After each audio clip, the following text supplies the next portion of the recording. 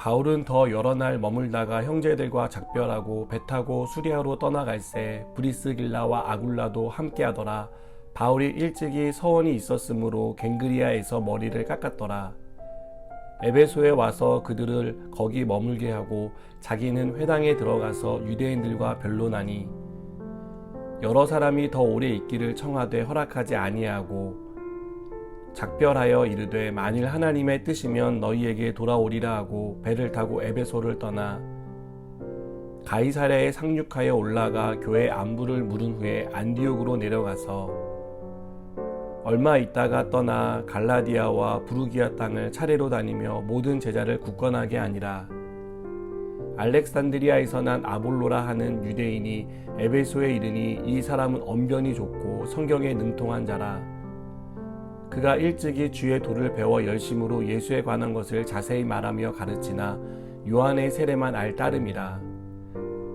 그가 회당에서 담대히 말하기 시작하거늘 브리스길라와 아굴라가 듣고 데려다가 하나님의 도를 더 정확하게 풀어 이르더라. 아볼로가 아가야로 건너가고자 하므로 형제들이 그를 격려하며 제자들에게 편지를 써 영접하라 하였더니 그가 감에 은혜로 말미암아 믿은 자들에게 많은 유익을 주니 이는 성경으로서 예수는 그리스도라고 증언하여 공중 앞에서 힘있게 유대인의 말을 이기미러라. 아멘. 여러분, 신앙생활을 하면서 가장 부담되는 것은 무엇입니까? 몇 가지만 추려보면 헌금, 특별히 11조가 부담된다고 대답하는 분이 많을 것 같습니다. 또 규칙적으로 성경을 읽고 기도하는 것도 어렵다고 대답하는 분이 많을 것 같습니다. 그리고 이것도 꼭 들어갈 것 같은데요. 바로 전도입니다. 다른 일은 그래도 좀 어떻게 하겠는데 가족이나 다른 사람에게 예수 믿으라는 말을 하는 것은 무척 어렵게 생각하는 것 같습니다. 그러다 보니 전도를 하자고 하면 굉장히 부담스러워합니다. 왜 전도가 어렵게 느껴질까요? 가장 큰 이유는 거절당하는 것에 대한 부담감 때문이 아닐까 하는 생각이 듭니다. 전도지를 내밀었는데 쳐다보지도 않고 지나가는 사람을 보면 상처 아닌 상처를 받을 때가 있습니다. 또 막상 용기를 내서 말을 꺼냈는데 제대로 들어보지도 않고 화를 내는 사람을 보면 마치 내가 거부당한 것 같은 생각이 들기 때문이라고 생각됩니다. 우리가 바울을 떠올릴 때 전도, 복음 전파라는 단어가 생각나는 것은 바울이 영혼 구원에 진심을 다했기 때문입니다. 그래서 바울은 거절도 당하지 않고 무척 전도를 잘했을 것이라고 생각합니다. 하지만 바울도 많은 거절을 당했습니다. 복음을 전한다는 이유로 매를 맞기도 하고 감옥에 갇히기도 하고 또 사람들에게 욕을 듣기도 했습니다. 하지만 바울은 꺾이지 않았습니다. 많은 박해와 핍박으로 생명의 위협을 느끼면서도 복음 전파에 대한 열정이 꺾이지 않았습니다. 그래서 바울은 루스드라에서 박해를 받으면 이고니온에 가서 복음을 전했습니다. 또 이고니온에서 박해를 받으면 빌립보에 가서 복음을 전하며 계속해서 열정을 다한 그런 모습을 보여줍니다. 바울의 2차 전도 여행을 보면 언제 어디서나 무슨 일이 있어도 복음을 전하기 위해 최선을 다하는 것을 볼 수 있습니다.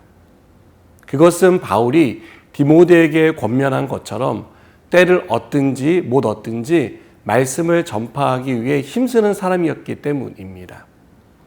어떻게 이렇게 꺾이지 않고 복음을 전할 수 있었던 것일까요? 가장 큰 이유는 영혼을 사랑하는 마음에서 찾을 수 있을 것입니다. 바울은 이방인뿐 아니라 고륙인 유대인도 어떻게든 복음을 듣고 예수님을 믿기를 바랬습니다. 그래서 박해가 거세고 죽음이 코앞에 다가와도 포기하지 않았습니다. 저는 오늘 이 마음과 열정이 우리에게 필요하다고 생각합니다.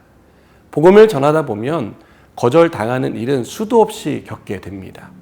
사람들이 귀를 막고 눈을 감은 채 듣지 않고 보지 않으려는 모습을 보며 낙심이 되기도 합니다. 그러나 누군가는 이 복음이 자신에게 와 닿기를 기다립니다.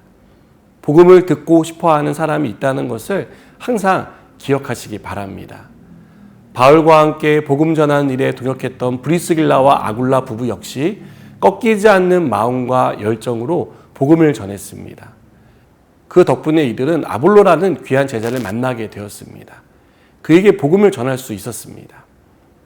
이후에 아볼로는 그가 받은 은사로 교회를 섬기며 복음 전파에 동역하게 됩니다. 여러분, 언제나 어디서나 어떤 상황에서도 우리가 복음 전하는 일을 포기하지 말아야 하는 것은 복음을 듣는 사람과 그 복음을 통해 변화되어 아볼로같이 귀하게 쓰임받는 일꾼이 일어나기 때문입니다.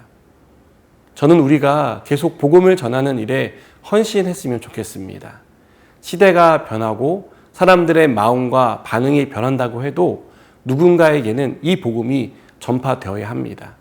복음을 듣고 새로운 생명을 얻어서 새로운 삶을 살게 될 한 사람을 위해서라도 오늘 우리가 이 복음을 전하는 일에 동참하는 그런 삶이 되기를 축복합니다. 기도하시겠습니다. 하나님, 우리가 사명을 가지고 이 복음을 전하게 하시고 이 복음을 통하여 많은 사람들이 변화되는 역사가 일어나게 해 주시옵소서. 예수님의 이름으로 기도드립니다. 아멘.